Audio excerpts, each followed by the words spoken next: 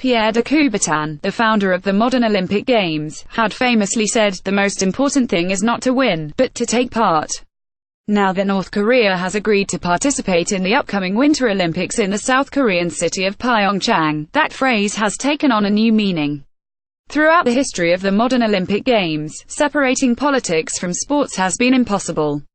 Perhaps it is not even desirable.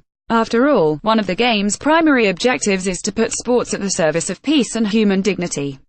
More broadly, sports have long played a politically constructive role on the world stage. At the 1971 World Table Tennis Championships in Japan, an American player hitched a ride on the Chinese team's bus, inaugurating what became known as ping-pong diplomacy. Soon after, at the height of the Cultural Revolution no less, Mao Zedong invited the United States table tennis team to China, paving the way for former U.S. President Richard Nixon's historic visit there in 1972. At the 1991 World Table Tennis Championships, again hosted by Japan, North and South Korea formed a joint team, and beat the odds to win a gold medal in the women's competition. The camaraderie developed by the players helped them defeat the Chinese team in the final. For a brief moment, jubilant Koreans forgot their divisions. In fact, South Korea may even owe its modern democracy, at least in part, to the Olympic Games. In 1987, with the 1988 Seoul Summer Olympics fast approaching, South Koreans succeeded in pushing the then-President Chun Doo-hwan's military regime to hold a democratic election. This was a striking turn of events, given that Chun had conceived the Olympic bid as an opportunity to improve his dictatorship's domestic and foreign image. Without the approaching Games, and the international pressure that they brought, South Korea's democratic transition might not have taken place, at least not as peacefully or rapidly as it did.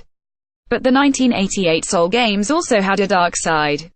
North Korea, unable to reach an agreement with the South about how to share the event, ended up boycotting it altogether.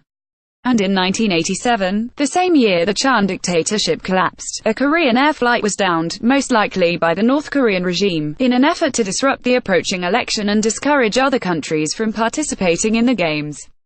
In the end, the 1988 Games deepened the divide between the two Koreas, and the brief moment of shared triumph in 1991 would not be enough to reverse the trend. The South went on to open itself to the world, and the North hardened its isolationism, a process that intensified after the dissolution of the Soviet Union, and pursued the path of nuclear proliferation.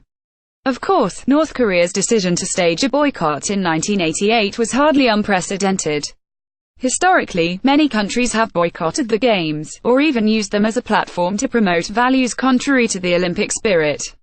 That was certainly the case when Adolf Hitler's regime hosted the 1936 Summer Olympics in Berlin. In 1945, George Orwell looked back at the 1936 Games and observed that, "serious sport is war minus the shooting." The Games, he noted, are bound up with a rise of nationalism, that is, with a lunatic modern habit of identifying oneself with large power units and seeing everything in terms of competitive prestige. Orwell wasn't far off. At the 2008 Summer Olympics in Beijing, for example, the connection between sports and nationalism was on display.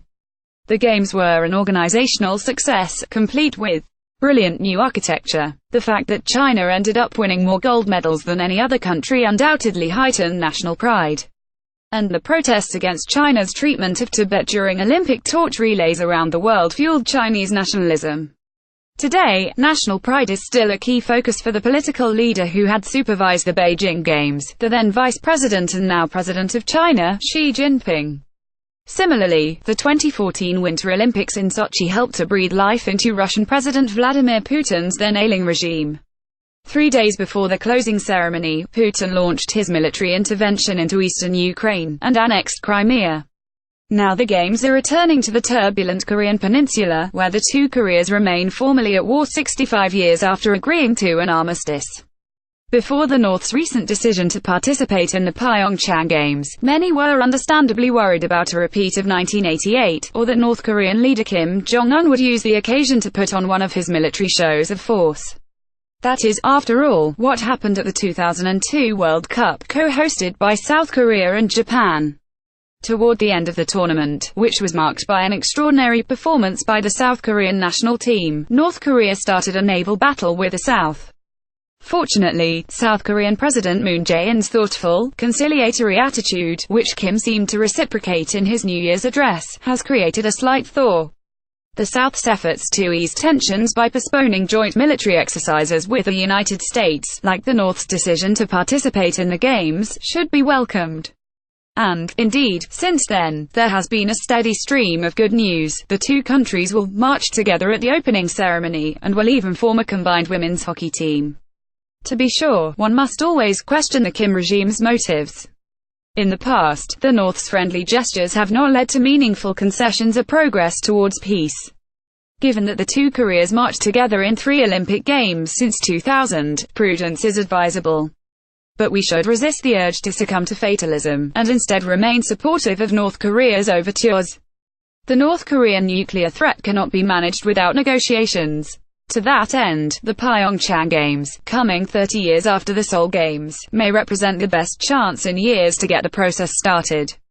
Let us hope that the North Korean athletes' journey from Pyongyang to Pyeongchang bears diplomatic fruit, and that the Peace Games, as Moon calls them, will be remembered more for the North's presence than for the final medal count. Project Syndicate, 2018. Javier Solana was EU High Representative for Foreign and Security Policy, Secretary-General of NATO, and Foreign Minister of Spain. He is currently president of the ESADE Center for Global Economy and Geopolitics, and Distinguished Fellow at the Brookings Institution.